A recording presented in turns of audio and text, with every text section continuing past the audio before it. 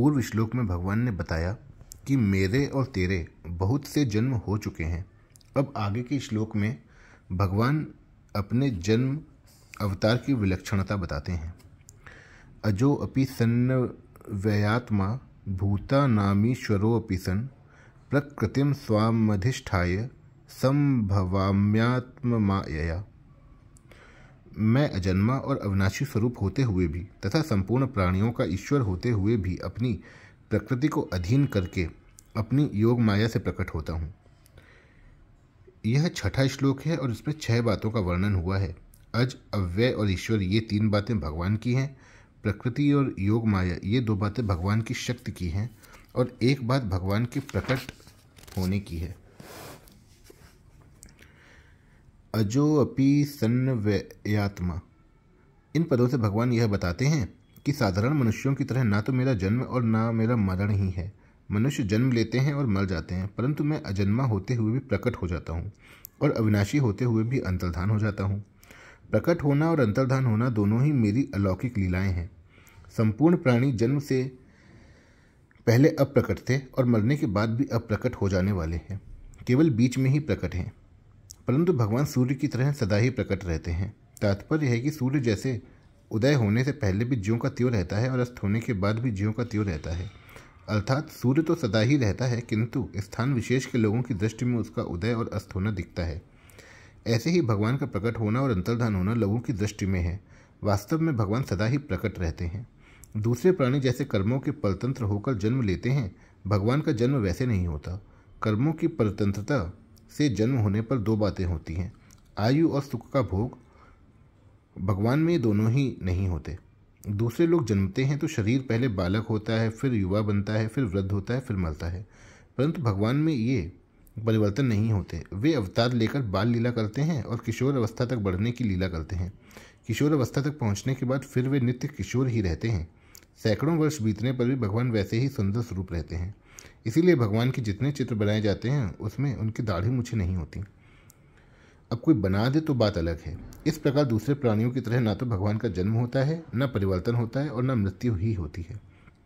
भूतानामीश्वरोऽपि सन्, प्राणी मात्र के एकमात्र ईश्वर रहते हुए भी भगवान अवतार के समय छोटे से बालक बन जाते हैं, परंतु बालक बन जाने पर भी उनके ईश्वर भाव में कोई कमी नहीं आती।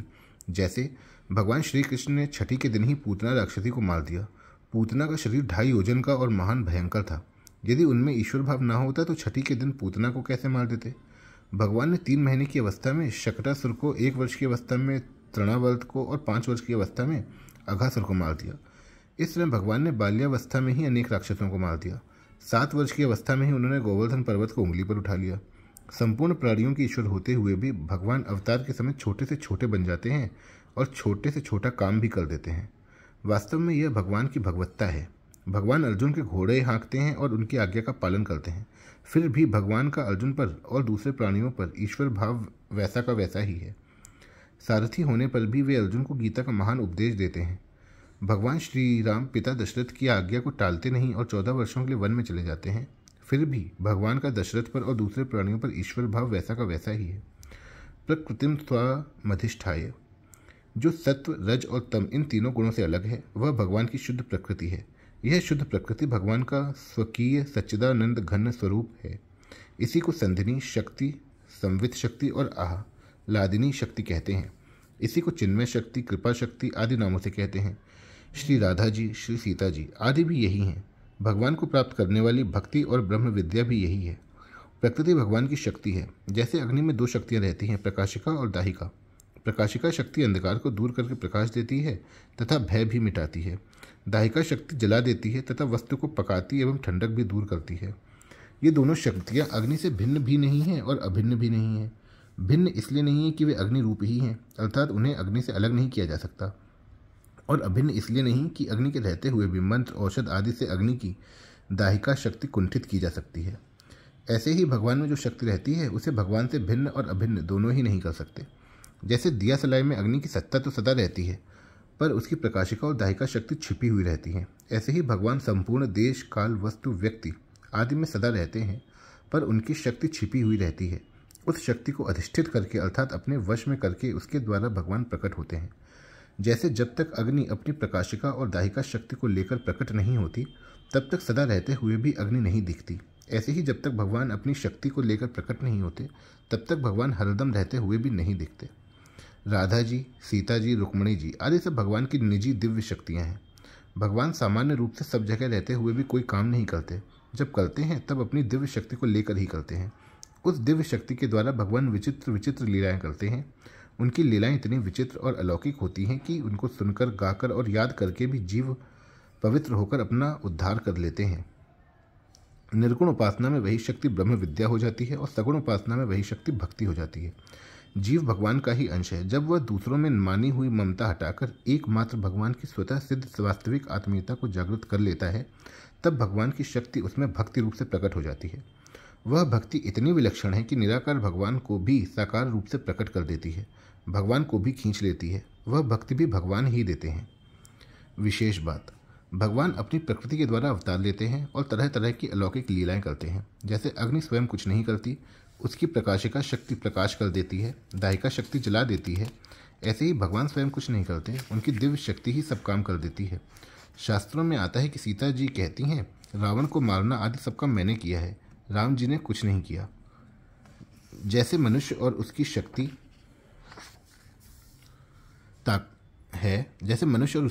है, ऐसे ही भगवान और उनकी शक्ति है। उस शक्ति को भगवान से अलग भी नहीं कह सकते और एक भी नहीं कह सकते। मनुष्य में जो शक्ति है वह अपने से अलग करके नहीं दिखा सकता, इसलिए वह उससे अलग नहीं है। मनुष्य रहता है पर उसकी शक्ति घटती बढ़ती रहती है, इसलिए वह मनुष्य से एक भी नहीं है। यदि उसकी मनुष्य से एकता होती तो वह उसके स्वरूप के साथ बराबर रहती, घटती बढ़ती नहीं। अतः भगवान और उनकी शक्ति को भिन्न अथवा अभिन्न कुछ भी नहीं कह सकते। दार्शनिकों ने भिन्न भी नहीं कहा और अभिन्न भी नहीं कहा। वह शक्ति अनिर्वचनीय है। भगवान श्री कृष्ण के उपासक उस शक्ति को श्री जी, राधा जी के नाम से कहते हैं। जैसे पुरुष और स्त्री दो होते हैं, ऐसे श्री कृष्ण और श्री जी दो नहीं हैं। ज्ञान में तो द्वैत का अद्वैत होता है, अर्थात दो होकर भी एक हो जाता है, और भक्ति में अद्वैत का द्वैत होता है, अर्थात एक होकर भी दो हो जाता है। जीव और ब्रह्म एक हो जाएं तो ज्ञान होता है, और एक ही ब्रह्म दो रूप हो जाएं तो भक्ति। एक ही अद्वैत तत्व प्रेम की लीला करने के लिए, प्रेम का आस्वादन करने के लिए, संपूर्ण जीवों को प्रेम का आनंद देने के लिए श्री कृष्ण और श्री जी इन दो रूप से प्रकट होता है। दो रूप होने पर भी दोनों में बड़ा कौन है और छोटा कौन है, कौन प्रेमी है कौन प्रेमास्पद, इसका पता ही नहीं चलता। दोनों ही एक दूसरे से बढ़कर विलक्षण दिखते हैं। दोनों एक दूसरे के प्रति आकृष्ट होते हैं। श्री जी को देखकर भगवान प्रसन्न होते हैं और भगवान को देखकर श्री जी। दोनों की परस्पर प्रेम लीला से रस की वृद्धि होती है, इसी को रास कहते हैं।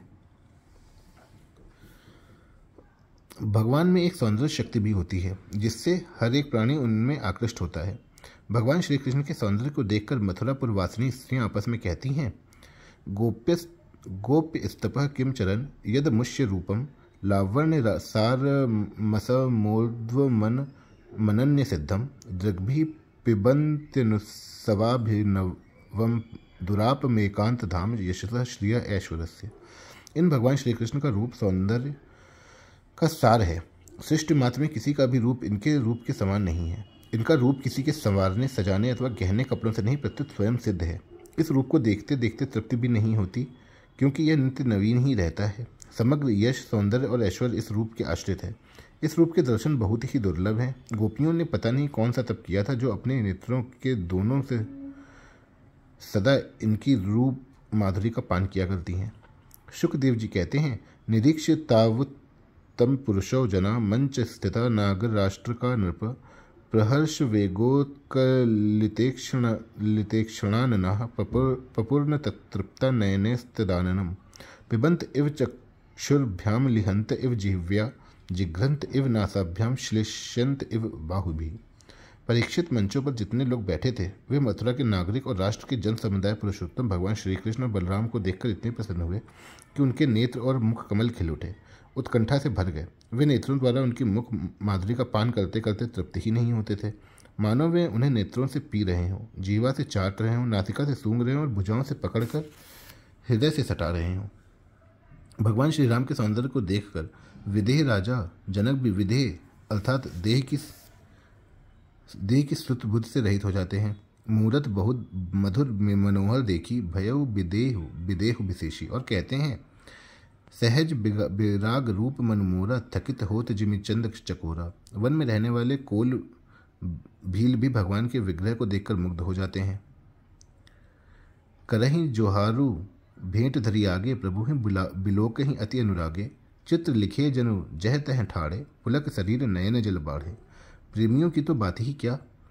वैर भाव रखने वाले राक्षस खलदूषण भी भगवान के विग्रह की सुंदरता को देखकर चकित होते हैं और कहते हैं, नाग असुर सुर नर मुनि जेते, देखे जिते हते हम केते। हम भरी जन्म सुनो सब भाई, देखी नहीं अति सुंदरताई।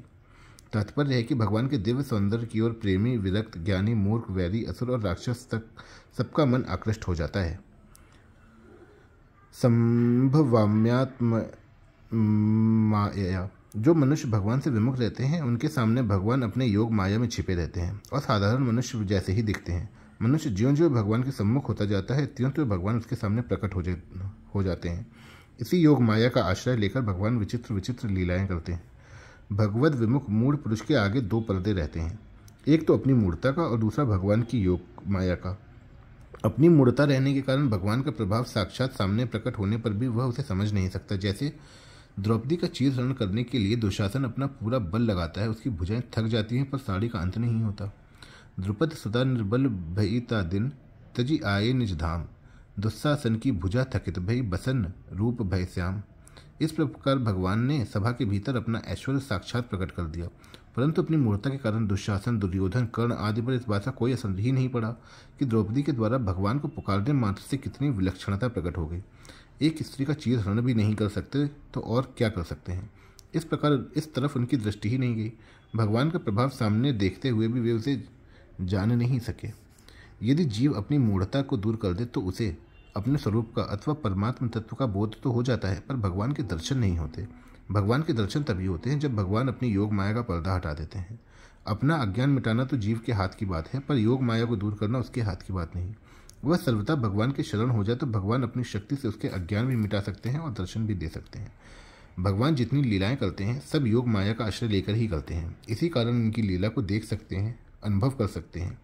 यदि वे योग माया का आश्रय न लें तो उनकी लीला को कोई देख ही नहीं सकता, उसका आस्वादन कोई कर ही नहीं सकता।